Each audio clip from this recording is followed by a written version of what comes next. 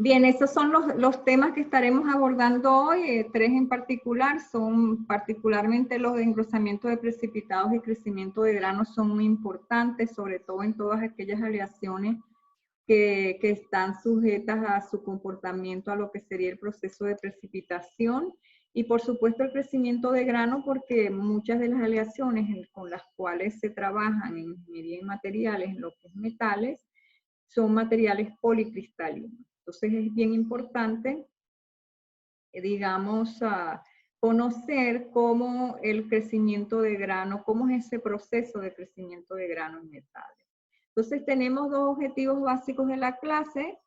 Primero, la introducción a la transformación de lo que sería la transformación de tipo espinodal. Vamos a resaltar sus particularidades de difusión y características, digamos, más relevantes. Y además vamos a discutir un poco lo que sería el engrosamiento de partícula y de grano. Normalmente en español nosotros le decimos crecimiento de grano, pero indistintamente se le puede llamar engrosamiento o crecimiento de grano. Los dos términos están bien utilizados. Lo único es que para el argot nuestro más común se usa crecimiento de grano. Y para partícula, engrosamiento. Y eso pues vamos a ver cuál sería su efecto sobre las propiedades del material, a manera general. Entonces vamos a introducir lo que sería el concepto de transformación espinodal. Esta es una transformación en la cual es muy particular porque es una transformación que si bien es por difusión, ocurre sin barrera de energía para la nucleación. Es decir, no hay que superar una barrera de energía para que esta transformación tenga lugar. Es decir, el deltaje arterisco no estaría aquí involucrado. ¿En dónde podemos conseguir este tipo de transformación? En sistemas que tengan un gap en la miscibilidad, por ejemplo, en el diagrama. Por ejemplo, este diagrama, fíjense, aquí tenemos, este es un diagrama genérico, pero en cualquier diagrama que ustedes vean estos domos acá de solubilidad, allí podría tener lugar una transformación espinodal. Entonces, fíjense, aquí tenemos, por ejemplo, un diagrama esquemático binario de dos elementos AB, conformado por AB, y pues en altas temperaturas tenemos el líquido que luego al solidificar se va a formar en un solo sólido que sería alfa. Es decir, si alfa tuviera una solubilidad completa en todos los rangos de composición, este domo de acá no aparecería, que es lo común que ustedes han observado hasta ahora. ¿Okay? Pero en algunos sistemas, este alfa tiende a descomponerse en dos fases, alfa prima más alfa segunda. ¿Okay? Entonces, a una temperatura determinada se puede dar pues ese cambio y para una composición específica se puede dar esa transformación de alfa en dos, que es una solución sólida en dos soluciones sólidas distintas. Entonces ahí lo que está ocurriendo no es más que un rechazo de alfa de los átomos de B, es decir, es como si tuvieran dos sólidos que, igual que en el líquido, cuando tienen dos sustancias que no se mezclan completamente, en el sólido eso también puede ocurrir en ciertas condiciones y entonces este sería el caso. Entonces a ciertas temperaturas y composiciones, B puede ser completamente disuelto en alfa y viceversa, A en B, pero a bajas temperaturas y para ciertas composiciones particulares, esa alfa se va a descomponer en dos soluciones sólidas. Esa transformación es la que conocemos como transformación espinodal. Entonces ahora tengan siempre, digamos, presente cuando observen diagramas de fases, si observan este tipo digamos, de sistema, o sea, de comportamientos dentro del diagrama de fases, donde una fase sólida se pueda transformar en dos fases sólidas más, o sea, a ciertas composiciones. Fíjense que en todo este rango de composición, hasta esta temperatura, alfa es la única fase estable. Cuando ya supera la temperatura este domo para un rango de composiciones, entonces allí pues es donde se va a dar, donde puede tener lugar la transformación espinodal. Entonces, aquí lo vemos, digamos, y no en todo este rango de composición ocurre. Hay lo que se llama espinodal química, que a pesar de que tienen todo este domo, en algunas partes de este domo es donde van a observar la transformación espinodal. Y esa sería lo que conocemos como espinodal química, que en realidad es la que ocurre. La que está fuera de estas líneas que vamos a trazar punteadas, digamos, entre esta zona y esta otra zona, como lo vemos acá, no va a ocurrir por transformación espinodal, sino va a ocurrir por el proceso que nosotros conocemos de nucleación y crecimiento. Entonces, solamente vamos a tener la transformación espinodal en este rango de composiciones y de temperaturas que, digamos, delinean estas líneas punteadas.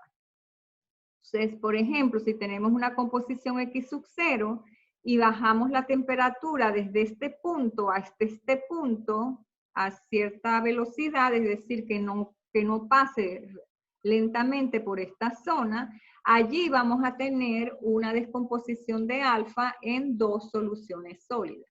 Entonces se le llama transformación espinodal o descomposición espinodal. Aquí la palabra espinodal está repetida.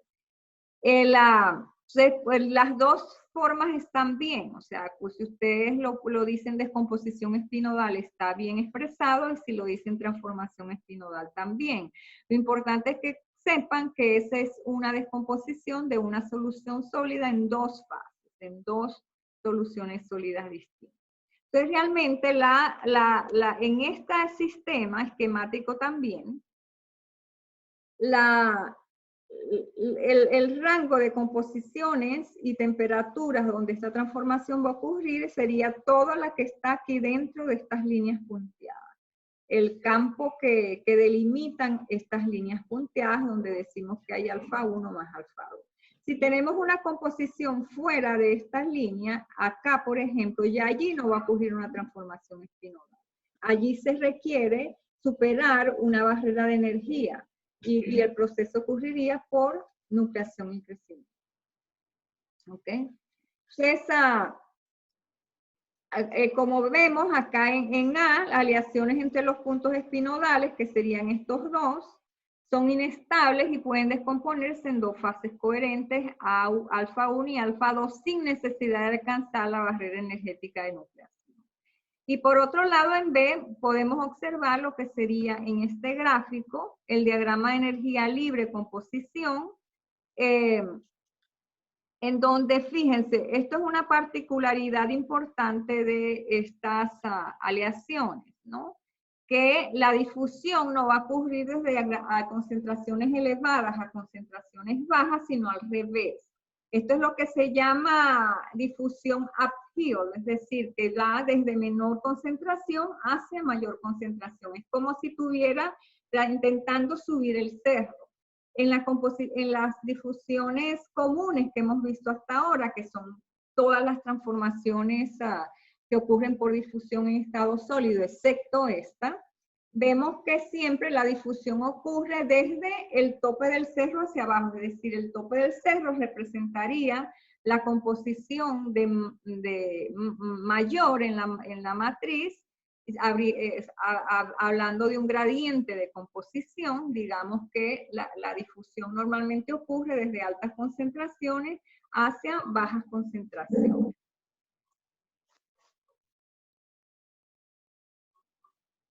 Entonces, desde altas concentraciones bajamos a bajas concentraciones para difusión común de todas las transformaciones que hemos visto hasta ahora. En este caso en particular, no. En este caso en particular, la difusión va desde menores concentraciones hacia mayores concentraciones mediante fluctuaciones de composición.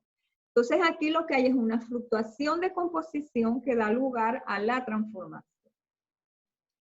Entonces, fíjense que aquí hay dos puntos importantes que definen estos campos, por ejemplo, para esta aleación a una temperatura T2, porque este diagrama de equilibrio está dado para justo esta temperatura. Recuerden que los diagramas de energía libre versus composición se hacen a temperatura constante. Entonces, en este caso estamos evaluando una aleación de composición X sub 0 a una temperatura T2. Entonces, a T2 tenemos la curva de energía en función de la composición y la curva de energía haría esto. ¿Okay? Hasta acá, pues, tendríamos a alfa, que sería la fase estable, luego cuando tenemos la descomposición, esto va a subir, ¿ok? Aquí pues tenemos, sería en este campo, ¿ok? De aquí hacia acá entraríamos en este campo, termina acá el campo y de aquí para acá vendríamos aquí, ¿ok? Vendríamos bajando. Y luego pues esto sube. Estas son las curvas típicas de energía que ustedes vieron en termodinámica. Cuando no hay una solubilidad total, ¿ok? De la aleación. Entonces lo podemos ver que cualquier fluctuación acá en composición, en todas las aleaciones que estén entre este rango, y particularmente esta, X sub 0, que se encuentra dentro de este campo delimitado por las líneas azules punteadas, cualquier fluctuación en composición, por ejemplo, si tenemos acá X sub 0, cualquier fluctuación en composición que se dé va a disminuir la energía. Y por eso es que la transformación ocurre sin necesidad de superar una barrera de energía, porque simplemente una pequeña fluctuación en la composición da lugar al inicio de la transformación. En cambio, si estamos a composiciones que están fuera de este rango, por ejemplo, esta aleación X sub 0', que está entre lo que sería la línea azul continua y la línea azul punteada, allí si ustedes ven cualquier fluctuación en la composición, va a incrementar la energía. Y por eso es que se requiere superar una cierta barrera. Ese aumento en la barrera de energía tiene que ser superado para que la transformación ocurra, que es lo que hemos visto hasta ahora. Desde que comenzamos con todas estas clases hasta ahorita, eso es lo que hemos estado tratando principalmente. Pero en este caso, pues no ocurre así. Entonces, todas las aleaciones, en todo este rango de composiciones, si se quiere, en donde este es un punto de inflexión, ¿ok? A partir de este punto de inflexión, cualquier fluctuación en la composición reducirá la energía libre. Y desde este punto para abajo, cualquier fluctuación en la composición la incrementará, ¿ok? Entonces, estos dos rangos delimitan lo que sería un punto de inflexión y está determinado por la derivada segunda de G con respecto de X2G. ¿Okay?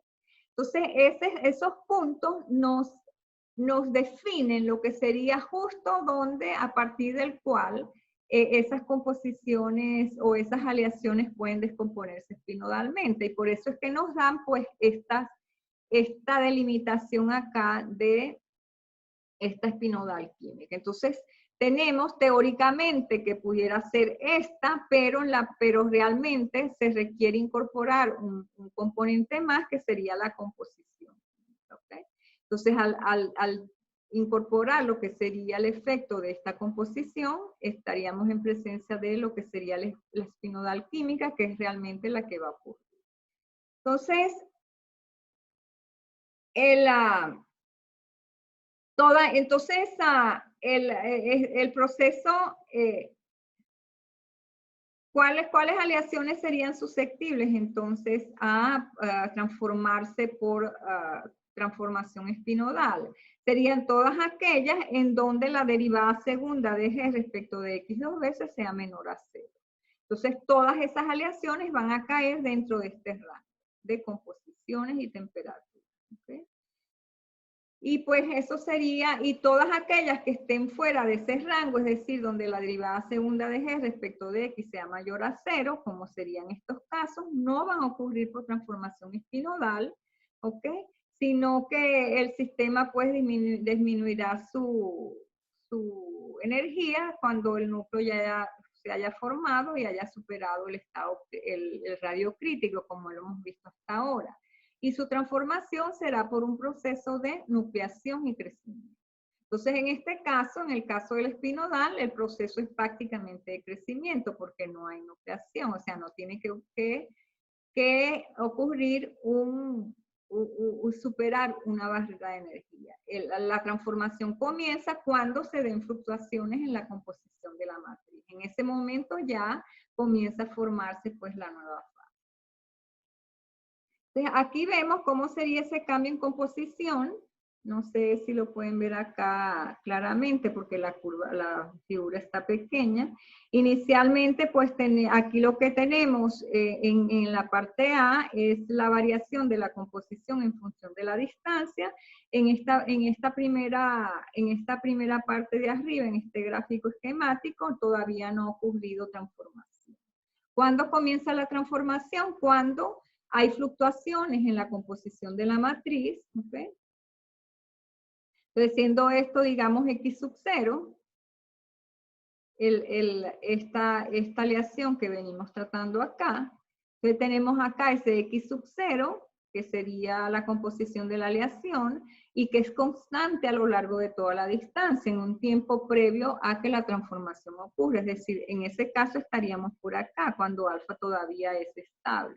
O cuando enfriamos rápidamente y todavía la transformación no comienza, en el inicio de la transformación. Una vez que se comienzan a dar fluctuaciones de composición en la matriz, es decir, los átomos de la matriz fluctúan hacia mayores concentraciones, difunden desde menores hacia altas concentraciones, vemos que la composición comienza a fluctuar acá. Y ya aquí ya ha comenzado a formarse aquí ya está ocurriendo la descomposición espinodal. Este es para un tiempo X, ¿ok? En la medida que aumentamos el tiempo aumenta en esta dirección. A medida que aumentamos el tiempo, esas diferencias esas fluctuaciones o diferencias de concentración en la matriz se van incrementando, se van acentuando hasta alcanzar la composición de equilibrio de el alfa 1 y alfa 2, ¿ok? Que pues la tendríamos por acá, ¿ok? Entonces tendríamos estas composiciones, por ejemplo, al haber estas fluctuaciones, pues allí se estaría dando el proceso. Entonces, fíjense que alfa 1 y alfa 1 pues lo mediríamos más bien de este lado y alfa 2 de este otro lado. Alfa 2 es rica en B y alfa 1 pues es rica en A. Entonces, como vemos, pues no es necesario una nucleación, simplemente con que fluctúe la composición desde composición constante hacia composiciones mayores, ya la transformación se da. Entonces, así evoluciona la transformación en función del tiempo, incrementando la composición de esa nueva solución que se ha formado, y al final, pues tenemos ya cuando la transformación es completa, tenemos este cambio. Ahora, si comparamos los perfiles de concentraciones para la descomposición espinodal y para una descomposición y para una transformación que requiere nucleación y crecimiento, aquí sí pues la nucleación, la difusión ocurre desde zonas de menor concentración hacia zonas de mayor concentración. Este segundo caso sería el caso común que hemos visto hasta ahora. En el inicio, las dos son igualitas. La composición de la matriz es completa. Este sería X sub 0, este es X sub 0', asumiendo un poco más abajo, ¿okay? Porque X sub 0' es más pequeño, como lo ven acá. Este sería X sub 0'. ¿Okay? Esta que tenemos acá, que va a estar comprendida entre la línea azul continua y la línea azul punteada. Para esa composición tendríamos X sub 0' más abajo, pero inicialmente la composición es constante a través de toda la matriz. Cuando se supera, digamos, cuando ya la transformación va a comenzar, entonces comienza igualito el proceso de nucleación y crecimiento, la difusión comienza desde zonas más elevadas desde zonas de alta concentración, hacia zonas de menor concentración, supera una barrera de energía, forma un núcleo y el núcleo comienza a crecer. Fíjense que en este caso, a diferencia de la descomposición espinodal, cuando el precipitado o cuando la nueva solución se forma por difusión, por nucleación y crecimiento, que sería el caso 2, La composición es ya la composición de las digamos, de las nuevas soluciones sólidas. Entonces, lo que hace en tiempos posteriores es engrosarse. Estas paredes se mueven, estas intercalas se mueven en ambos lados y, digamos, la nueva fase está creciendo. Entonces, a diferencia de acá, que la composición se va incrementando con el tiempo hasta alcanzar la composición que tendría estas nuevas fases en equilibrio. Pero este es el proceso intermedio para lo que sería la transformación. O sea, así es como evoluciona, mejor dicho, el proceso de transformación cuando ocurre por nucleación y crecimiento, pero el resultado final es exactamente el mismo, ¿no? La composición final es la misma, X2 aquí es X2, y pues el espesor pudiera ser también el mismo, todo depende de las condiciones en las cuales se haya tratado y como cambian de composición, pues probablemente el tamaño fluctúe, el tamaño en uno sea menor que el tamaño en dos, muy probablemente. Entonces, ambos sistemas inician y finalizan con los mismos perfiles de composición de las dos fases, igualito, el mismo perfil de composición. Fíjense que si ustedes no ven, si ustedes se olvidan de esta parte de arriba y ven solo lo de abajo, ustedes dirán que es lo mismo. Lo que ha cambiado es el proceso por el cual la transformación está teniendo lugar.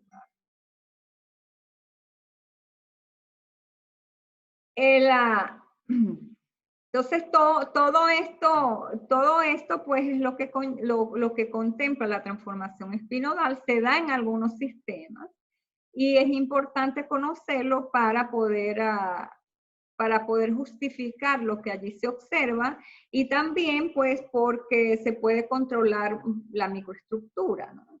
Estas transformaciones espinodales normalmente dan lugar a partículas de tamaños pequeños que pudieran, digamos, a soluciones, digamos, a dos soluciones que van a estar allí presentes dentro de lo que sería la estructura. Entonces, luego, esto sería, digamos, en términos generales, en lo que implica la transformación espinodal, y al ser una transformación en estado sólido, pues por eso la abordamos acá. El segundo tema que vamos a ver hoy, que es bien, bien importante, es el engrosamiento de precipitado. Entonces, fíjense, yo debería buscar, déjenme buscar algo antes de continuar. Vamos a buscar la clase anterior.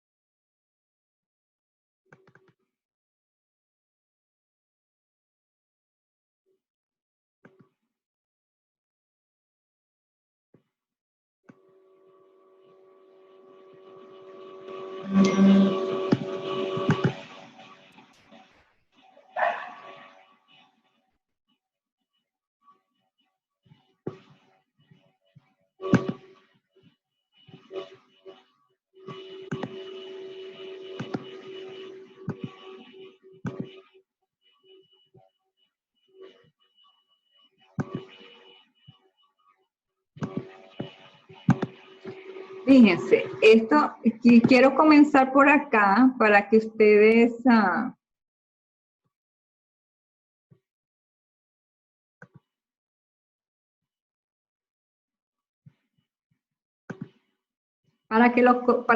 correlacionemos lo que les voy a explicar y para que vean su importancia. Fíjense, cuando nosotros vimos, y cuando vimos esto la clase pasada, cuando vimos esta parte del curso de aleaciones envejecibles, la precipitación y cómo eso afectaba las propiedades, Nosotros veíamos acá, por ejemplo, en estas curvas de aluminio-cobre para diferentes concentraciones de cobre, se muestran acá y atatadas a dos temperaturas diferentes, vemos cómo cambia la dureza en función del tiempo. Fíjense que este tiempo de envejecimiento es en días, ¿ok? Y fíjense, para 130 grados, para alcanzar el máximo de dureza, se requieren más de 10 días, ¿no?, de tratamiento. Si estamos a 190 grados, se requieren en un día y unas horas se puede lograr, o un día y medio, 2 días, se puede lograr la máxima dureza. Y además, si ustedes se dan cuenta, pues acá la dureza es mayor que acá, ¿no? Para una misma aleación. Acá la dureza es, bueno, no mayor, aquí no están a la misma escala, un poco menor, 115, digámoslo acá, y acá un poquito más arriba, no mucho. Y para lograr esto, pues el tiempo de envejecimiento es mucho más largo, es decir, que en todo caso, si tuviéramos que hacerlo a nivel industrial, nos iríamos por esta temperatura o una temperatura ligeramente intermedia entre las dos. Eso por un lado, pero aparte de eso, fíjense acá, la línea azul significa zona GP, la línea verde, tita segunda, la línea roja, tita prima, ¿sí?, en ambas figuras. ¿Sí? Aquí en la zona GP, para esta composición prácticamente no se da, sino que la transformación comienza con tita segunda y luego se forma tita prima. Y eso obedece a lo que estuvimos tratando en lo que se vio la clase pasada, pues que simplemente en ese caso, digamos, en ese caso, pues no estaríamos para esa temperatura, estaríamos fuera de lo que sería el rango de zona GP, estaríamos por acá. Entonces la transformación va a comenzar es con tita segunda. ¿Okay? Eso es importante que lo justifiquen bien, ¿no? Solo tienen que manejar bien. Pero ahora quiero llamar la atención en algo, fíjense. Vamos a ver esta que es bien ilustrativa, bien ilustrativa. Fíjense que las zonas GP las tenemos acá, comienza a aumentar, aumentar, luego aquí las zonas GP se disuelven, ¿no? Ya no están, y comienza a formarse tita segunda. Y la composición aumenta, y después aquí se solapa el tita segunda y tita prima, es decir, que tita segunda se está disolviendo y está dando lugar a tita prima, pero todavía existe tita segunda, es decir, coexisten las dos fases en este rango de tiempo para esta temperatura. Y acá tenemos un proceso más marcado donde la fase pues tita segunda está hasta acá, ella comienza a formarse aquí, termina acá, y la tita prima comienza su transformación acá, continúa hasta acá, o sea, tita prima la tenemos hasta acá y luego baja la composición. Hasta ahí es tita prima, ¿no? Totalmente tita prima, es decir, aquí ya nucleado completamente tita prima, alcanza un máximo y después comienza, fíjense que acá es 100% tita prima, porque ya toda la fase tita segunda se ha transformado en tita prima. Pero, y si tenemos tita prima, ustedes pudieran preguntarse por qué la dureza baja, ¿no? ¿Por qué la dureza baja? Les pregunto, si tenemos la misma fase. Y ya se ha formado en un 100%. ¿Por qué bajará la propiedad mecánica en este caso de dureza? ¿Por qué creen ustedes que lo hace? Déjenme subir el volumen que siempre tengo esto en un volumen bastante bajo.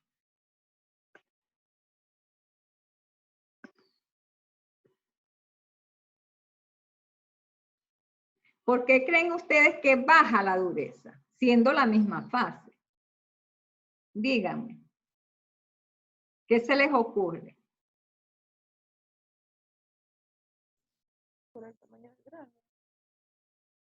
No los oigo. Puede ser por el tamaño del grano. ¿Perdón? Puede ser por el tamaño del grano. No, no los oigo. Déjenme bajar, subir un poco más acá, que aquí tengo un pequeño problema con él. Oí algo de grano.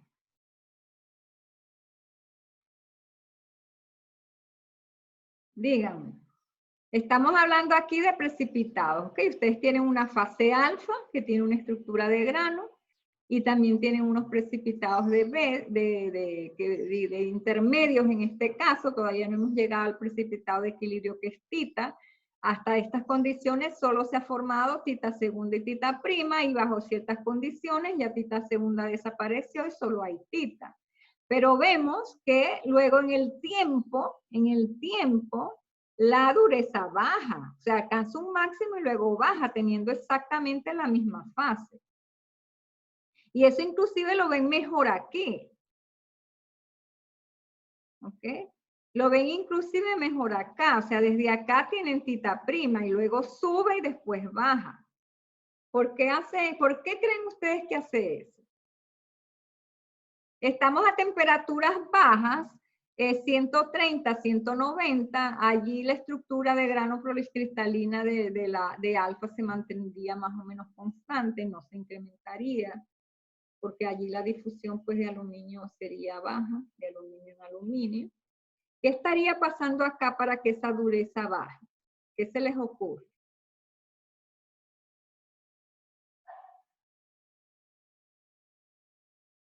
¿Mm? No se les ocurre nada. Ustedes hablaron algo de tamaño. Podría ser porque también hay una disminución de las densidades de dislocaciones. Pues fíjense algo, ¿no? Recuérdense que en este caso decíamos que las precipitaciones incrementaban la resistencia mecánica porque eran obstáculos al movimiento de dislocaciones, ¿verdad? Correcto. Entonces, cuando estamos envejeciendo la aleación, no la estamos o sea, no está sometida a un proceso de deformación plástica. Es posterior a ello que uno lo evalúa. Entonces, en principio, pues la densidad de dislocaciones no cambiaría fundamentalmente. ¿Qué sería lo que está cambiando? Tiene que ver con las partículas. ¿Qué le está pasando a las partículas para que la resistencia baje? Vimos también algo más acá. ¿Recuerdan? El mecanismo, allí cuando ya tenemos tita prima igual tita segunda, ya las partículas son lo suficientemente grandes como para que actúe el mecanismo de Orowan. Y en el mecanismo de Orowan vimos que más allá de lo que sería el tamaño de la partícula, lo más importante es la separación entre ellas. ¿Y la separación entre ellas de qué va a depender?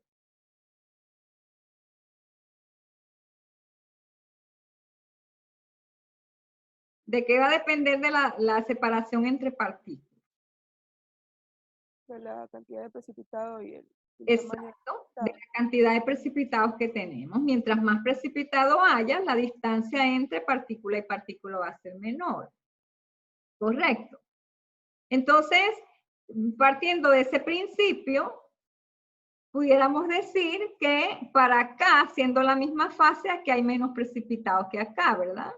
Pero dijimos que la transformación era completa aquí y ya llegó a su 100% de tita prima.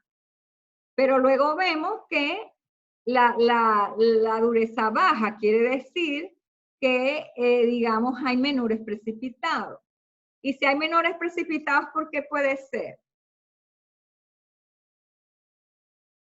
La densidad de precipitado es menor. En realidad lo que ocurre allí es que los precipitados chiquiticos se disuelven, o sea, se disuelven y los grandes crecen a expensas de los chiquiticos. Es decir, y el resultado de todo ese proceso es un engrosamiento de las partículas y es lo que se llama coarsening, particle coarsening o engrosamiento de partículas. ¿Okay? Entonces, de aquí para acá, cuando ya la dureza comienza a caer, lo que significa es que las partículas están creciendo. El tamaño promedio de partículas es mayor y la densidad de partículas es menor.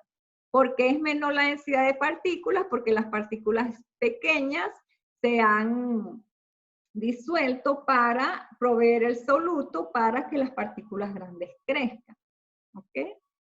Entonces, eso es bien importante, lo que sería el engrosamiento de partículas, porque tiene ese efecto. Es el mismo efecto parecido, pero con impactos distintos al que ocurre con tamaños de grano, con la estructura de grano. Cuando un material que tiene un tamaño de grano X, ustedes lo calientan por encima de una cierta temperatura, y posterior a eso miden el tamaño de grano, van a observar que el tamaño de grano cambia, es decir, el grano va a ser mayor. Y va a ser mayor porque ha ocurrido un crecimiento de grano. Y también la propiedad mecánica se va a ver afectada. Mientras mayor es el grano, la resistencia mecánica va a ser menor. Y de hecho hay un tipo de endurecimiento por deformación, un tipo de endurecimiento de materiales que es por refinamiento de grano. Es decir, mientras más pequeño sea el grano, mayor será su resistencia mecánica. Igualmente ocurre acá. Mientras hay una mayor densidad de partículas y las partículas sean de tamaño pequeño, pues, y que no se corten por las dislocaciones, eso va a ser mucho más efectivo para lo que sería el aumento en propiedades. Esto lo quería, digamos, mostrar para que ustedes vieran la importancia de este tema que vamos a tratar ahorita, de engrosamiento de partículas.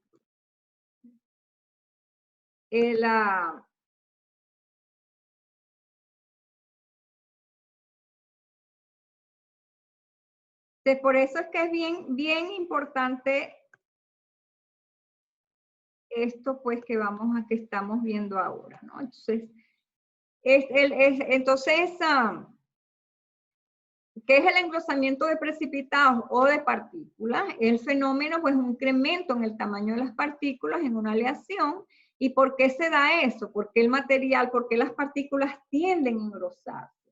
Porque así pues se reduce la energía del sistema. Mientras las partículas alcancen, digamos, un tamaño mucho mayor y haya muchas menos partículas, en general la energía del sistema baja porque se reduce la energía interfacial. Recuérdense que todos los sistemas tienden a su estado de mínima energía con el tiempo. Entonces, si tienen un número de partículas muy grandes y hay una diferencia en tamaños de partículas marcadas, las pequeñas, si ese material está expuesto a una cierta temperatura, es decir, tiene una energía térmica suficiente para que se active el proceso, las partículas pequeñas se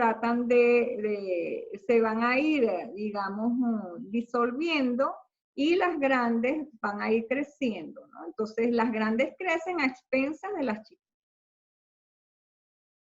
Entonces, ¿y por qué ocurre esto así? Bueno, aquí traemos esto ocurre en relación a lo que se llama el efecto de Gibbs-Thompson. Estos, digamos, fueron dos investigadores que estuvieron trabajando sobre lo que sería todo este efecto y cómo el radio de curvatura influye en la composición de equilibrio de la matriz alrededor del precipitado. Y ellos llegaron a la conclusión de que la composición de la matriz alrededor de un precipitado de tamaño X va a estar afectado por el tamaño del precipitado. ¿Okay? Si el precipitado es más chiquitico, esa composición adyacente alrededor del precipitado de la matriz, esa composición de la matriz alrededor del precipitado, va a ser grande en relación a otra partícula que sea más grande. Entonces, ese efecto, esa composición de equilibrio alrededor de la matriz, es decir, es una composición de equilibrio que depende del tamaño. Si yo tengo un precipitado de X tamaño, alrededor de la matriz que los rodea, va a tener una composición de equilibrio con respecto a esa partícula. ¿Okay? Entonces, dependiendo del tamaño de la partícula, van a haber gradientes de composición en la matriz, alrededor de la matriz. del precipitado. Esa composición de equilibrio en función del radio viene dada por la composición de equilibrio infinita, es decir, cuando ya se alcance el equilibrio completo, cuando ya todos los precipitados tengan un tamaño grande y la composición sea única, esa sería la composición equilibrio infinito, por el exponencial de 2 gamma, que sería la energía interfacial, por nu entre pi, k, pi por e. Entonces, nu es un factor que, si ustedes se recuerdan en la parte de termodinámica, no es un factor que multiplica es un factor de proporcionalidad en la entalpía, que es para soluciones regulares, que viene dado por delta H igual nu x de A por x de B, ¿no? Cuando tienen una solución regular, que no es una solución ideal. Se desvía de la idealidad y pasa a ser una solución regular. Y digamos, descomponiendo este exponencial, podríamos decir que la composición de equilibrio en función del radio va a ser igual a esa composición de equilibrio infinita por 1 más 2 gamma, por ese factor nu, por la constante de Boltzmann, por la temperatura, por R. Entonces, fíjense que esto es bien importante. Vamos a asumir de momento que todo esto es constante, simplemente para ver el efecto del radio sobre esa composición de equilibrio de la matriz alrededor de ese precipitado de radio R. Si la partícula de radio R tiene un radio pequeño, esto va a ser grande, este valor, al sumarlo con 1, pues me va a dar un valor mayor que 1, lo que significa que esto, siendo C-sue de equilibrio constante, C-sue de equilibrio infinito constante, al multiplicar por un valor mayor, este C de equilibrio R va a ser grande. ¿Ok? En cambio, si hay una partícula grande, este C-sue de equilibrio R de esa partícula grande va a ser menor.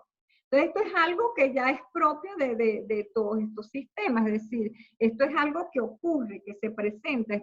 Estos son, pues, fenómenos asociados al tamaño de partícula, y eso va a depender del radio de curvatura, ¿no? Entonces, el efecto Gibbs-Thomson lo que evalúa es el efecto de curvatura sobre esta composición y también sobre la energía local, ¿no? del sistema. Entonces, fíjense, si tenemos acá la curva de energía, esto sería en la parte A que tenemos 2 partículas, una partícula R1 que tiene un tamaño grande y una partícula R2 que tiene un tamaño pequeño. Entonces, la de tamaño pequeño tiene una composición en equilibrio con la matriz que la denominamos X2. Igualmente, la partícula B, la composición de equilibrio de la matriz que los rodea a la partícula B tiene una composición X1. Entonces, ¿quién es mayor aquí, X2 o X1?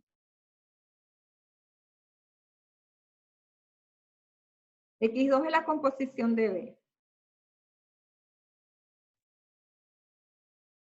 X2. X2, exacto. X2 es mayor. Y es mayor por lo que estábamos viendo acá. Entonces sería X2 es radio más pequeño, este C de equilibrio sería mayor que X1. Entonces X2 igual lo vemos acá, ¿no? En esta composición que es mayor. Al ser X2 mayor que X1, allí se establece un gradiente de composición.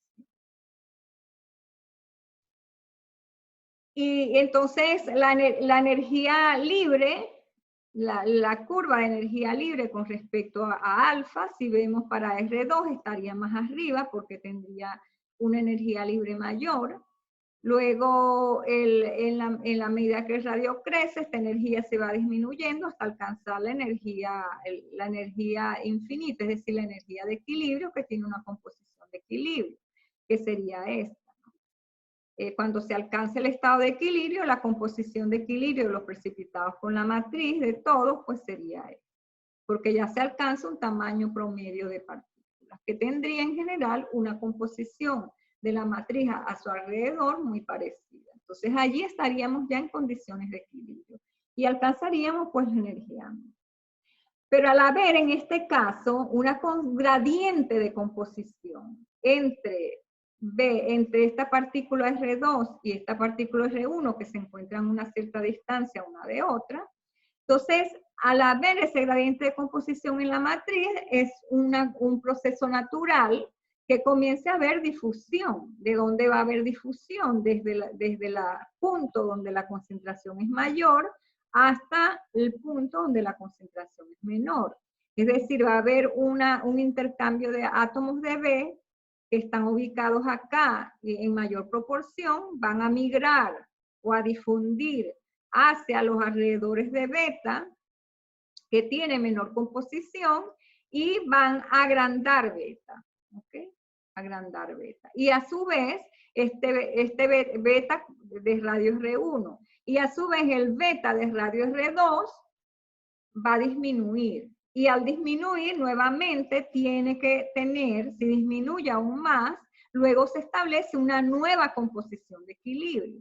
Y esa composición de equilibrio, pues, va a ser aún mayor. ¿Y cómo la provee? Disolviéndose, dándole soluto desde la propia partícula hacia la matriz. Entonces, ¿qué es lo que va pasando? Se va haciendo más chiquita. Si le está transfiriendo los átomos del precipitado hacia la matriz para sostener las condiciones de equilibrio alrededor de la matriz, entonces esa partícula B se va haciendo cada vez más pequeña y a su vez la concentración es mayor a su alrededor, por lo tanto facilita aún más el proceso de difusión. Entonces es un proceso que se va dando continuamente hasta que la partícula alcanza R2 alcanza un tamaño tan chiquito que simplemente es como si llegara a ser el tamaño del embrión y ya es inestable y se disuelve completamente. Y todo ese soluto lo ha transferido a beta. Parte de todo este soluto que estaba en el precipitado B2 lo ha pasado a beta de radio R1, entonces beta crece. Entonces, en un tiempo determinado, ya esta partícula beta de radio R2 no existe o puede ser muy pequeña y la partícula beta de R1 ya es más grande que R1 y ha crecido. Y entonces este es el proceso por lo cual el engrosamiento de partículas ocurre. Entonces todo esto está asociado a lo que sería el radio de curvatura. Partículas con radio de curvatura más pequeña, que sería el caso de R2, pues tendrían a su alrededor una concentración con la matriz de equilibrio mayor a la partícula más grande. Entonces este proceso puede estar dándose en toda el material, o sea, eso es un proceso aislado que lo hemos aislado acá para explicarlo, pero acuérdense que eso es un volumen de material y lo mismo está ocurriendo en todo el material. O sea, cuando haya partículas disímiles de tamaño en una región del material, siempre va a tratar a ocurrir este proceso siempre y cuando la energía térmica esté dada para que el proceso se active.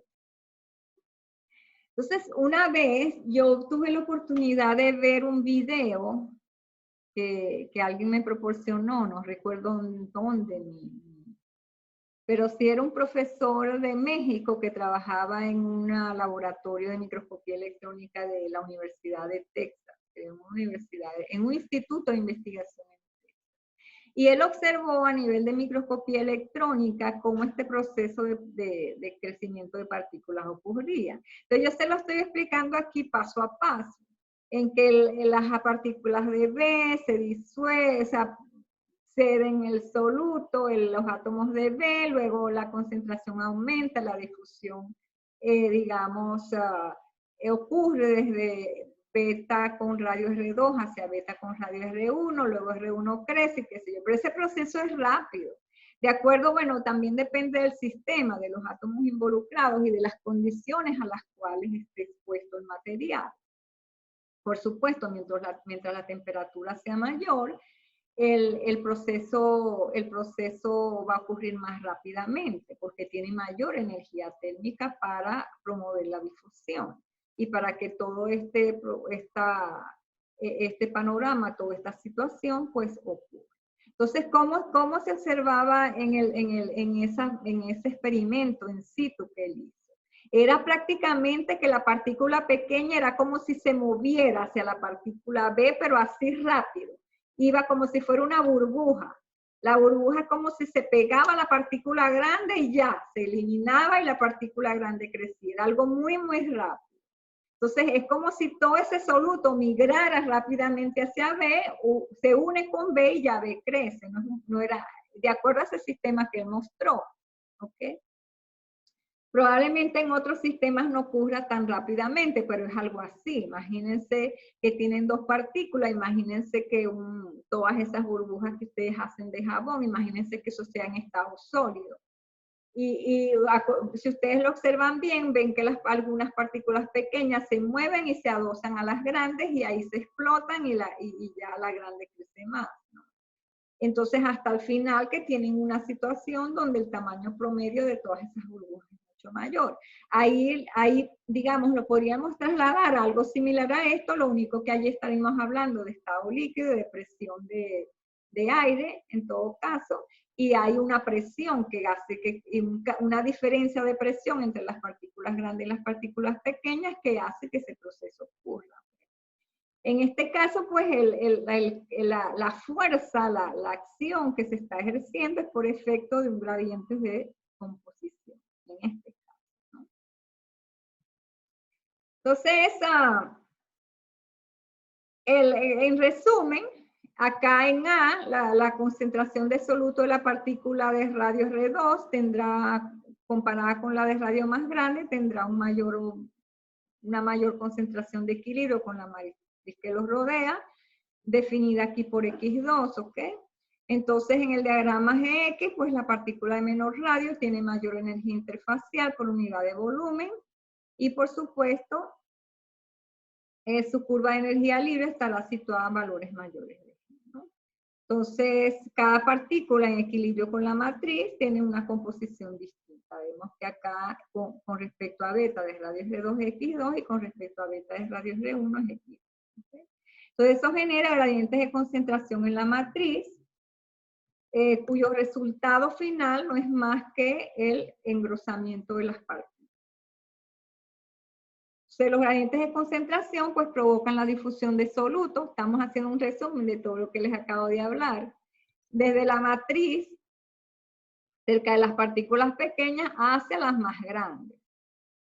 Entonces, si la concentración de la matriz en equilibrio se modifica, porque haya habido esta migración, por ejemplo, el sistema tenderá nuevamente a equilibrarse. Y la partícula pequeña cederá más soluto a la matriz para ella incrementar, porque acuérdense que mientras la partícula se hace más pequeña, su composición de equilibrio con respecto a la matriz va a ser mayor también.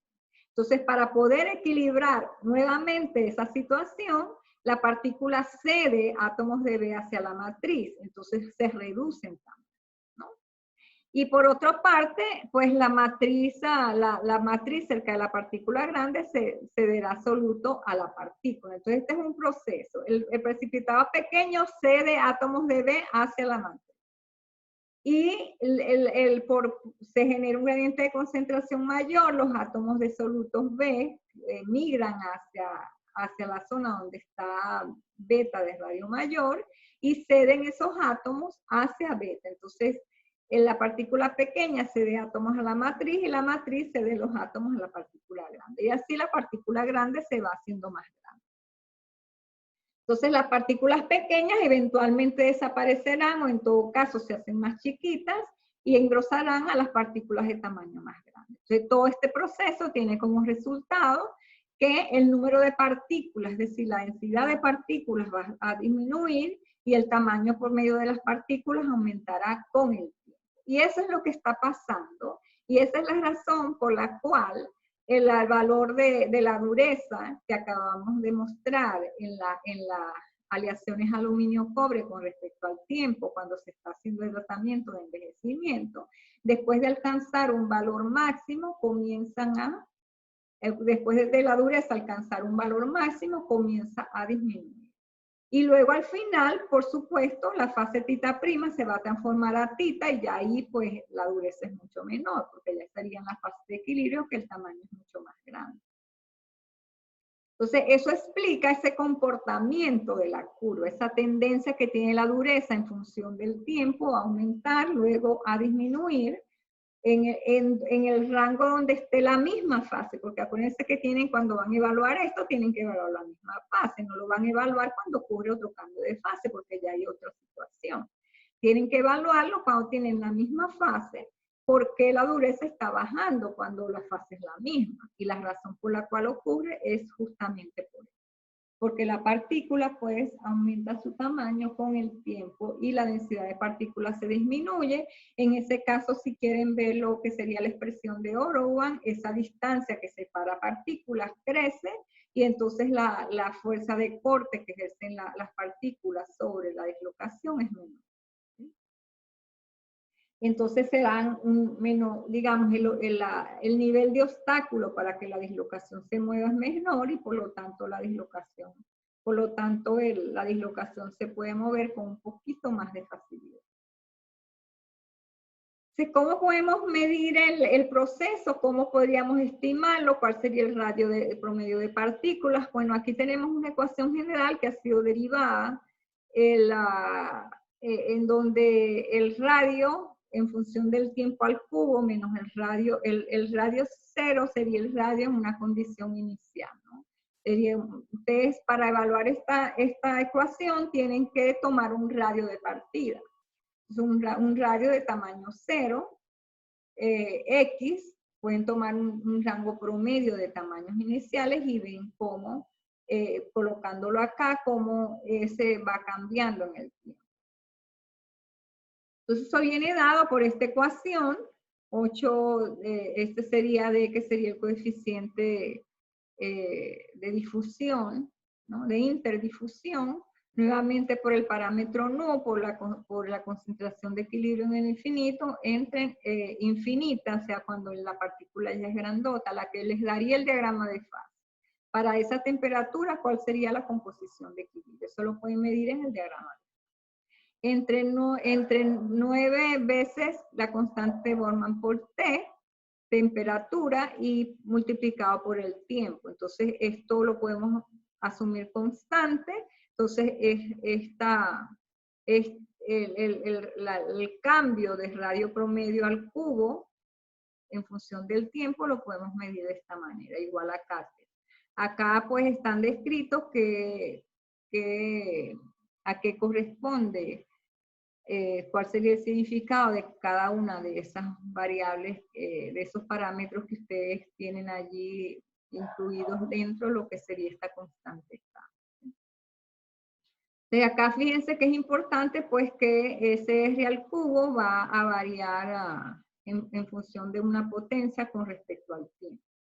Sería, ok, KT menos R sub 0 al cubo, todo eso dividido al cubo, es decir que es un proceso relativamente no tan rápido con el tiempo. Con la temperatura es mucho más rápido. Si ustedes cambian la temperatura a temperaturas mayores, entonces fíjense que el término de temperatura está bajo, por lo tanto tendría un impacto mucho más grande sobre el radio, porque recuérdense que, bueno, que en todos estos procesos también está el proceso de difusión. Y aquí el proceso de difusión es mucho más rápido en función de la temperatura. Entonces, si ustedes cambian la temperatura, el coeficiente de difusión va a cambiar bastante porque cambia de manera exponencial. En realidad, este término es mucho más determinante que el que está abajo, porque este cambia exponencial y esto cambia pues de manera lineal, inverso, digamos. Pero acá, al ser el coeficiente pues mucho más grande, entonces este radio se va a hacer mucho más grande. En realidad acá no tiene mayor, digamos, este realmente no es el factor importante acá, el que está abajo, el que realmente nos interesa es este de arriba. El de D, porque el D va a incrementarse rápidamente, exponencialmente con el incremento de la temperatura. Entonces cualquier pequeño cambio en la temperatura que se haga va a aumentar exponencialmente ese factor y va a promover un crecimiento de partículas mucho más rápido. Ese es el análisis que debemos hacer, no el que les estaba diciendo antes con esta T aquí abajo. Entonces, el tamaño promedio de partículas para un tiempo determinado, si cambian la temperatura, va a ser mucho mayor que si mantienen la temperatura constante y lo dejan transcurrir en el tiempo. Porque con el tiempo cambia en función de la potencia. Con la temperatura cambia de manera exponencial con respecto a D, porque D está involucrado. Esto es bien importante que lo tengan en cuenta, por eso seleccionar la temperatura de tratamiento es fundamental, porque tienen que saber hacia dónde quieren ir, hacia qué es lo que quieren cambiar, porque al incrementar la temperatura mucho, se van a ver muchos factores afectados, porque recuérdense que si el proceso es por difusión, todos los procesos difusivos se van a favorecer con el incremento de la temperatura. Y por supuesto, este engrosamiento de partículas también. ¿Okay? Entonces, vamos a ver lo que sería ahora un tema que está muy ligado al anterior, porque tienen bastantes similaridades, es la migración térmicamente activada de los bordes de grano, o crecimiento de grano, también se le llama engrosamiento de grano. ¿Okay? Entonces, acuérdense que la mayoría de los materiales metálicos son policristalinos, ¿okay? Y normalmente uno ve un tamaño de grano promedio. Si supónganse, por ejemplo, después de que un material ha sido recristalizado, tienen granos, esos granos son pequeños, allí ustedes pueden ver cuál es la forma de esos granos, el tamaño de esos granos. Y luego si ustedes calientan ese material a una temperatura mayor a la que hicieron el tratamiento de recristalización, ustedes pueden ver que el tamaño de grano va a crecer. Y de hecho lo ven en el sistema también de recristalización, en el tratamiento de recristalización después de una deformación plástica en frío, si dejan la aleación que mucho más tiempo a la temperatura de recristalización. Ahí van a ver también que el tamaño de grano tiende a crecer un poco, no tanto como si ustedes aumentan la temperatura. Si aumenta la temperatura, el crecimiento va a ser mucho más significativo. Igual con lo que acabamos de ver acá, porque siempre el coeficiente de difusión se favorece. ¿Ok? Entonces, ¿cuándo diríamos que el tamaño de grano a una cierta temperatura es más o menos estable? Cuando siempre va a ser equilibrio metastable. ¿Ok? Porque equilibrio completamente estable, ¿cuál sería? ¿Cuál creen ustedes que sería?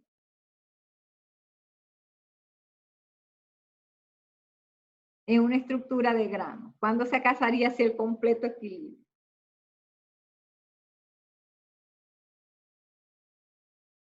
Sería cuando todos esos granos, digamos, migren y se quede un solo granito, ¿no? O sea, se convierte en un monocristal. Eso nunca va a ocurrir. Siempre hay un equilibrio metaestable. Y entonces, ¿por qué, digamos, el equilibrio completo sería un solo grano? Porque se han eliminado todos los bordes y la energía del sistema se reduce notablemente. Entonces llega una condición de equilibrio, pero eso en realidad no ocurre. Ustedes pueden calentar el material casi hasta la temperatura de fusión y va a seguir siendo policristalino. ¿Y por qué lo es? Porque se establece un equilibrio metaestable que es completo, o sea, se mantiene, es como si fuera un equilibrio, a esa condición se mantiene se mantiene con los mismos grandes, del mismo tamaño, una vez que se alcanza ese equilibrio metaestable. Cuando eso ocurre, cuando las tensiones superficiales se balancean en las distintas caras que forman el grano, que unen los granos. ¿no? O sea, que ustedes tienen un grano y tienen distintas intercaras o distintos bordes de grano. Cuando hay un equilibrio en las tensiones, hay un balance de equilibrio en todas esas tensiones de los bordes, allí pues pueden mantener esa aleación a esa temperatura por muchísimo tiempo largo, un tiempo muy, muy largo, y no va a cambiar el tamaño del grano. Esa es una condición de equilibrio metaestable de la estructura de grano. Pero en otros sistemas pues no es así. Por ejemplo, si hay un borde que es curvo, allí va a haber una fuerza que actúa sobre el borde. Esa fuerza viene dada por la energía interfacial entre el radio de curvatura de ese grano que lo mueve hacia el centro, es decir, lo ala hacia el centro. Entonces ala este borde hacia el centro y ese borde va a moverse, va a migrar hacia el centro y se va a hacer más pequeño, pero el que está alrededor de él va a aumentar de tamaño. ¿Okay? Entonces, en este caso, todos los bordes que son curvos, los bordes de granos curvos, esa fuerza donde la energía interfacial está involucrada, pues tiene este efecto. Igualmente, esto es nuevamente el efecto Gibbs-Thompson, es lo mismo. Entonces, por ejemplo, aquí tenemos un grano que está conformado por 3 bordes. Tenemos un borde, 2 bordes y 3 bordes. Este borde es curvo. Este borde va a estar, digamos, se actúa esta fuerza hacia acá que lo hace mover y todo eso ocurre por difusión, ¿ok? Acuérdense que los bordes de grano son zonas de alta de energía más elevada que el grano adentro, que el propio grano. Y mientras el borde se elimine, se reduce la energía y el sistema alcanza un estado de mayor estabilidad. Entonces, eso siempre va a digamos, va a tender a ocurrir. Entonces, si tenemos estos granos acá curvos, estos bordes van a migrar hacia adentro porque hay esta fuerza proporcional a gamma sobre R que está actuando sobre ellos y hace que su movimiento se haga interno. Y en ese caso es por difusión, o sea, ahí sería por difusión atómica igual. Entonces, igual, si tenemos este otro caso donde también tenemos 4 granos, ¿okay? Igualmente está actuando esta fuerza, estos granos son curvos, estos bordes son curvos, esa fuerza va a actuar hacia adentro y acá el grano va a moverse internamente, pero al moverse internamente, ¿qué está pasando con los granos que están alrededor? Los granos que están alrededor van a crecer, ¿ok? Porque estos irían a desaparecer, o sea, la tendencia es a que desaparezcan. Ahora, si tenemos esta situación donde los bordes son rectos, como este, acá alcanzaríamos una situación de equilibrio metaestable del que estamos hablando acá, porque aquí hay, digamos, un balance de esas energías, un balance de las energías interfaciales. ¿Ok? Igualmente, si tenemos este caso donde tenemos un grano donde hay muchos bordes, que hay 1, 2, 3, 4, 5, 6, 7, es decir, todos los granos que tengan más de 6 lados, es decir, que alrededor de él hay granos muy pequeños, ese grano va a tender a crecer y va al final a alcanzar una situación similar a esta, donde todos los bordes van a ser rectos. ¿Okay? Entonces, estas flechas lo que nos indican es la dirección en que los granos se están moviendo durante el crecimiento de grano. ¿Okay? Entonces, los granos que tienen estos radios de curvatura, que serían los granos más pequeños, en similitud con lo que serían las partículas más pequeñas, van a tratar a shrinkage, es decir, a reducirse en tamaño, y eso a su vez está haciendo que los granos más grandes crezcan. Entonces, ese es el proceso de crecimiento de grano. Entonces, si un grano tiene 6 bordes, estos serán planos y la estructura es metastable. Tendríamos equilibrio metastable. Si son menores a 6, entonces cada borde será cóncavo hacia su interior y se reducirán de tamaño. Acuérdense que todo este tratamiento que se aplica para observar estos efectos se llama recursivo, ¿no? Durante el calentamiento de un material esto se puede producir. Eventualmente, en todo este proceso, los granos, pues, estos tipos de granos desaparecen y los granos grandes van creciendo. Entonces, en conclusión, si un grano tiene, por ejemplo, 6 bordes, los bordes serán planos, la estructura metaestable. Si son menores a 6, serán cóncavos hacia el interior y esos granos no son estables, digamos, no son estables y tienden a reducirse durante el recocido y eventualmente desaparecen, ¿no? Entonces, que como resultado de todo eso es igual al que hacíamos con las partículas, por eso se los quise colocar acá para que vieran sus similitudes. Entonces, en conjunto, ¿qué es lo que está ocurriendo cuando esos procesos tienen lugar? Lo que está ocurriendo es que esa migración de bordes genera una reducción en el número de granos. Claro, a los granos pequeños desaparecer y los granos crecer, el número de granos por área o por volumen se va reduciendo. Entonces, como resultado total, hay una reducción en el número de granos, una reducción, por supuesto, en los bordes de grano, lo cual reduce la energía del sistema, y un incremento en el tamaño de grano, ¿no? Y eso en general produce una reducción en la energía total de borde de grano de toda la aleación. Entonces la energía del sistema o la energía de todo ese volumen de material se ha reducido en la cantidad en que la energía total de borde se ha disminuido. La consecuencia de todo esto y lo que ustedes observan a nivel de microscopía óptica es que se ha producido un crecimiento de grano, es decir, el tamaño de grano se ha incrementado. ¿A qué temperaturas ocurre esto? Normalmente temperaturas que están por encima de 0,5 la temperatura de fusión, normalmente esto se mide en granos Kelvin. En esas condiciones, pues el grano tiene una alta movilidad. ¿Okay? Entonces el borde de grano puede moverse. ¿Cómo se mueve el borde de grano? Pues igualmente, para que haya movimiento de grano tiene que haber difusión atómica. No hay otra forma en este caso, en estos sistemas que todos están regidos por difusión, es la manera en la cual ocurre. ¿Okay? Entonces, la presencia, esa diferencia en balance de energía, pues produce un incremento en la energía. Esa energía viene dada por 2 gamma por el volumen M sobre R. Recuérdense que gamma vendría siendo la energía T facial, versus M sería el volumen molar. Y esa diferencia en energía, pues es la que actúa sobre el borde de grano, moviendo el grano hacia, desde el grano con mayor energía libre, con lo cual reduce su tamaño y eventualmente desaparece. Entonces esa fuerza actúa sobre el grano curvo y lo hace mover y eventualmente desaparece. Eso lo podemos ver acá como ese movimiento atómico. Tenemos un grano 1 y un grano 2. ¿Okay? Entonces, el grano 2 es el de menor energía. Los átomos, que acuérdense, esto sería una exageración esquemática de cómo se observa un borde de grano. Digamos, alejados del borde de grano, fíjense que hay un arreglo periódico de átomos.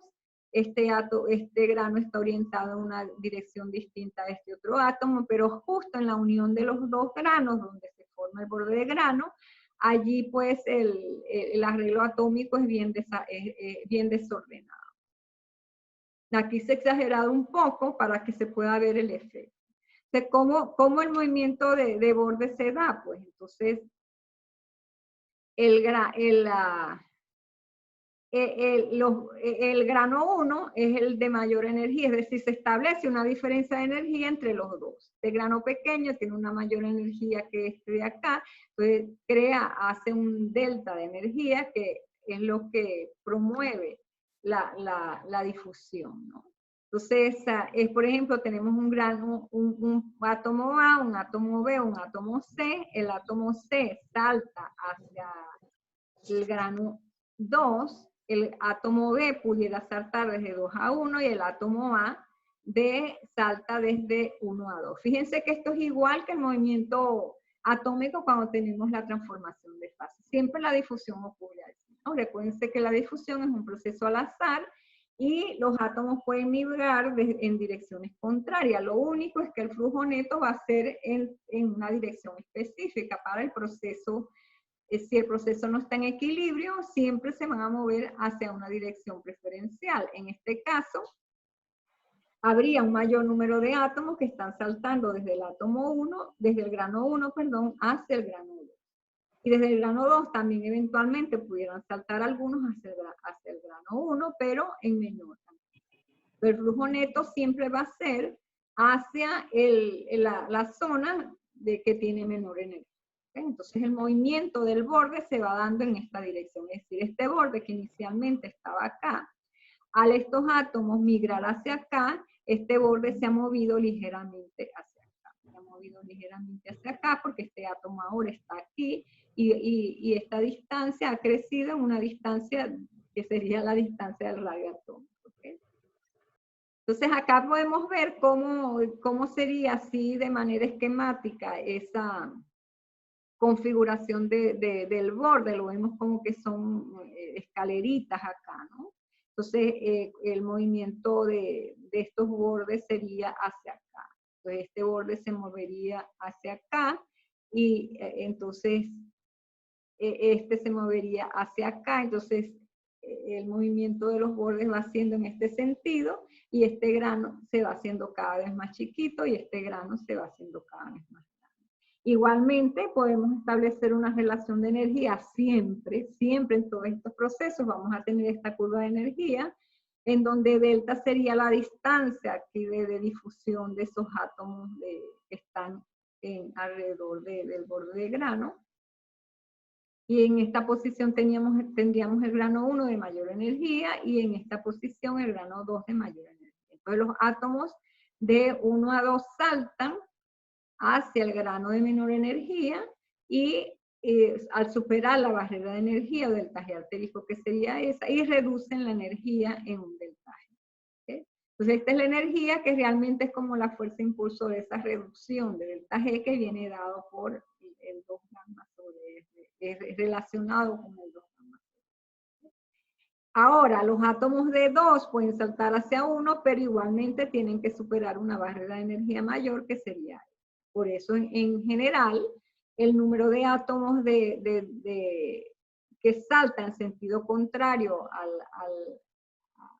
a lo que sería el flujo real, el flujo predominante de átomos, siempre va a ser menor.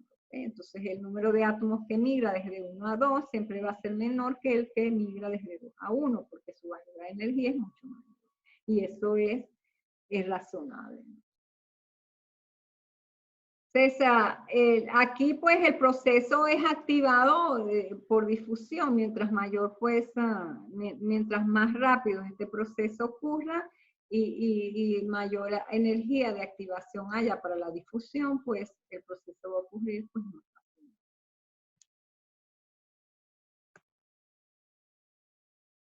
Entonces, la velocidad del movimiento del borde normalmente viene expresada por este valor, acá M, que sería la movilidad del borde, por el delta G, ese delta G que acabamos de ver acá ahorita, ¿no? Este delta G que está acá, dividido por el volumen molar. Acá podemos ver qué significa cada uno de estos parámetros que incorporados dentro de la constante M. Entonces, M lo que representa no es más que la movilidad, donde está el factor de frecuencia de vibración de los átomos, el número de átomos en posición favorable para saltar, la probabilidad de que ellos salten, o sea, todo eso está involucrado. Sí, el tamaño promedio de grano se puede estimar a través de esta ecuación de promedio al cuadrado es igual a D sub 0 al cuadrado más KT. Normalmente le colocan KT a la N, pero normalmente N va a ser pues un medio, que sería cuando traen este valor para acá. Entonces K es igual a 4 alfa M sobre gamma. Aquí tienen definido quién es alfa, quién es D sub 0 y quién es T, ¿no? O sea, acá. D sub 0 no es más que el tamaño inicial de grano que tienen allí, T es el tiempo y A es una constante de proporcionalidad y M es la movilidad, es este mismo valor, M que tiene. Entonces, por esta ecuación sencilla, pudiéramos estimar lo que sería el crecimiento de grano. Eso lo pueden hacer ustedes si conocen el tamaño de grano inicial y conocen K, pudieran determinar cuál sería ese tamaño de grano promedio. O si conocen el tamaño de grano promedio a dos tiempos distintos, pudieran también determinar el sub 0 y pudieran determinar esta. Y así pues definir su sistema. Esta, digamos, son simplicidades que se incorporan dentro de toda esta elaboración matemática para tener algo con que estimar el tamaño de grano, y esto ha sido, digamos, probado como una aproximación bastante buena, ¿no? Por supuesto, aquí el factor pudiera cambiar un poco dependiendo de algunas circunstancias y del sistema, pero en general, digamos, que es una buena aproximación hacia la determinación del tamaño de grano en función del tiempo. Entonces, hay otra parte importante que ahora les incorporo las dos, como las partículas, ya estamos sobre la hora, como la presencia de partículas va a restringir el movimiento de los bolos de grano. Igual que como lo hacían con las dislocaciones, al estar ahí las partículas, imagínense que tienen un material policristalino bifásico y tienen, digamos, alfa y tienen beta, al estar esas partículas allí, esas partículas van a restringir el tamaño de grano. Entonces, acuérdense que si tenemos el tamaño de grano sin partículas, sobre el tamaño de grano actúa una fuerza que es 2 gamma sobre D promedio sobre R promedio. ¿Okay? Aquí sería y las partículas ejercen una fuerza en sentido contrario, que es una fuerza P. ¿Okay? Entonces, esa fuerza se opone a que este borde, que inicialmente se debería mover en este sentido, se mueva. Y dependiendo del valor de esa fuerza, el tamaño de el borde será inmóvil o no, digamos, o al final pudiera moverse, pero a velocidades o a distancias mucho más cortas que si las partículas no estuvieran. Entonces, fíjense que tenemos en función de las partículas dos situaciones. Esta es una fase simple donde no hay precipitados y una fase en donde, y un material bifásico donde están los precipitados. Hay una dispersión de partículas. Entonces, este valor acá es aproximadamente donde se mantiene constante, aproximadamente a R sobre E. Entonces, el tamaño de grano promedio, acá estamos simplemente graficando el tamaño de grano promedio en función del tiempo, con partículas y sin partículas. Con partículas el tamaño crece hasta un cierto valor y ahí para su crecimiento. Ese valor normalmente viene dado por 4/3 de R sobre F, que es proporcional a R sobre F, o sea, el radio de las partículas entre la fracción de partículas. ¿Okay? Mientras mayor sea la fracción de partícula y en su consecuencia menor su radio, el tamaño máximo va a ser menor. Y al revés, al revés, ¿no? Lo contrario, mientras mayor sea el tamaño de partículas, el radio máximo va a ser mayor y mientras menor sea su fracción, pues el tamaño de grano máximo va a ser mayor. Esto es bien importante porque esto tiene consecuencias sobre las propiedades del material. Un material, si ustedes quieren conservar el tamaño de grano pequeño, esto es también una forma de hacerlo.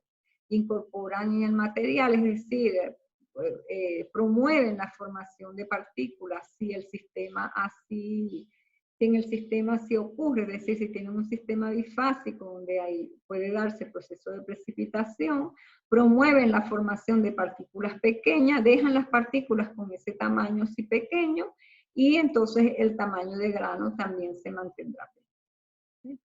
O sea, no crecerá. Si esa situación material se calienta, pues probablemente a esas condiciones no crecerá tan rápido como si no estuvieran las partículas.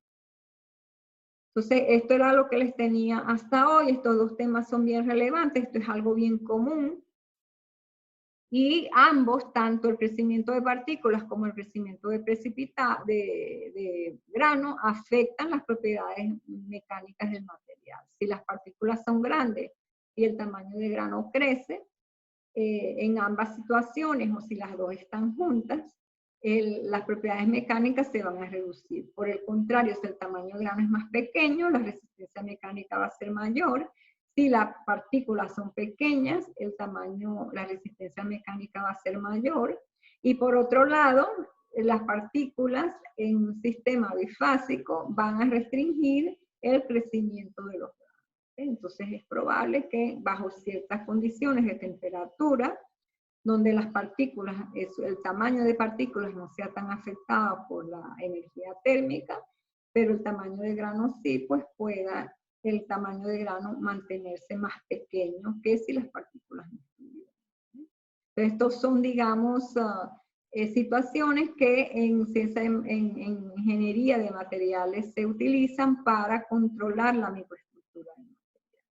Entonces es bien importante, por ejemplo, que en aleaciones envejecibles no pasen hacia una situación donde las partículas crezcan, porque ahí la dureza se va a reducir. Es bien importante que estén alrededor de la dureza máxima. Y allí el tamaño de partículas tiene un valor determinado. ¿Okay? Entonces, hasta aquí tenemos la clase de hoy y espero que tengan luego les voy a enviar esta presentación para que la tengan, también el video, les envié por un anuncio la clase anterior y también subí todos los videos al portal donde los tenemos almacenados. Y bueno, igual voy a hacer con esta clase. Entonces, voy a enviarles una tarea y bueno, nos vemos el lunes. ¿Okay? Cualquier cosa me escriben. Disculpen que no he tenido tiempo, la verdad, de revisar las tareas en cuanto a las que ya me entregaron y el proyecto, en cuanto lo haga, les daré el feedback correspondiente. Bueno, buenos días a todos. Gracias, Miss. Okay, Gracias, Miss. hasta luego. Hasta luego. Hasta luego. No me hicieron ninguna pregunta. Espero que todo les haya quedado claro. Si no, bueno, lo aclaramos el lunes. O si no, me escriben. Ok, Miss, gracias. Hasta luego. Hasta luego. Chao.